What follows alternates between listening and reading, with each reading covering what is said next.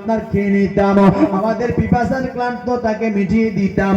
দোস্ত বন্ধুগণ ভাইরা বাবাজিরা, মেয়েটা বলছেন তোমরা কে জানে না, তোমরা কেমন মানুষ। ওই বকরিটার কাছ থেকে দুধ পান করতে যাও, যেই বকরিটা আমার চলতে পারে না, যেই বকরিটার একটা পা ভাঙ্গা রয়েছে, যেই বকরিটা অসুস্থ রয়েছে, যেই বকরিটা বেমার রয়েছে, যেই বকরিটা তো আপনার বেমার, যার কারণে উনি উঠতে পারে না, বসলে বসেই থাকে, উঠলে উঠেই থাকে, ইনি চলতে ফিরতে পারে না, তোমরা তার কাছ থেকে দুধ নিতে চাচ্ছ, কেমন লোক তোমরা?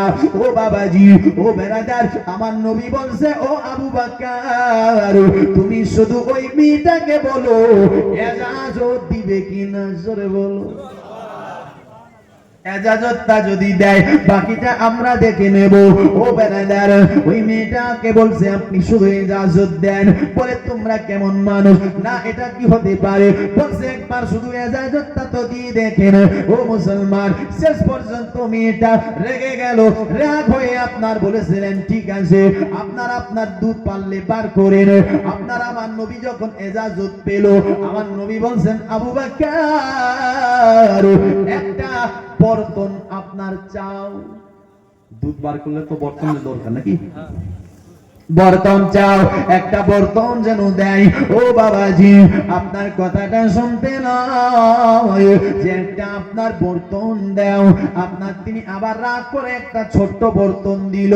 আমার নবী মুস্তাফা বলেছিলেন আবু বকর, এই ছোট্ট বর্তন চলবে না, একটু বড় বর্তন দিতে বলো, জোরে বলুন সুবহানাল্লাহ।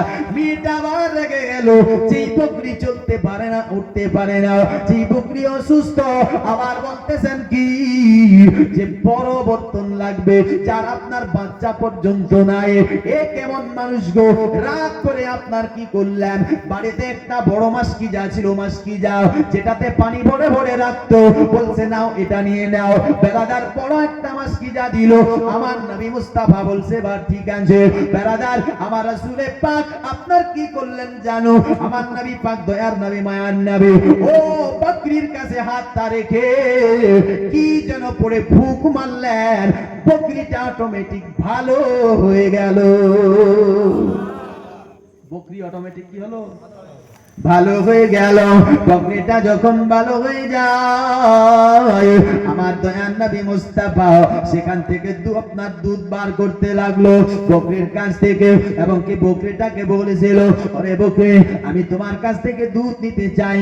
দোস্ত বন্ধুগণ ভাই, বকরিটা আপনার অবলা জানোয়ার, কথা বলতে পারে না। আল্লাহর কি রহমত, আমার নবীর সঙ্গে কথা বলতে চাই বকরিটা। বকরিটা বলেছিলেন নবী গো, ইয়া রাসূলুল্লাহ, ওই ঘরের ভিতরে যে আমার মালকানি রয়েছে, সে আপনাকে চিনতে না পারে, কিন্তু আমি বকরি চিনে গেছি, আপনি আল্লাহর নবী।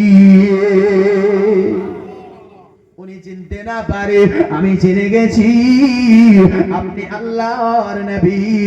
বাবা যে বন্ধুগণ ভাইরাও, ও মা খালারাও, একটু শুনে যান না, রাতের বেলা মা দেখেন আপনার ওই মেয়ে আমার নবী আপনার সেখান থেকে দুধ বার করতে লাগলো।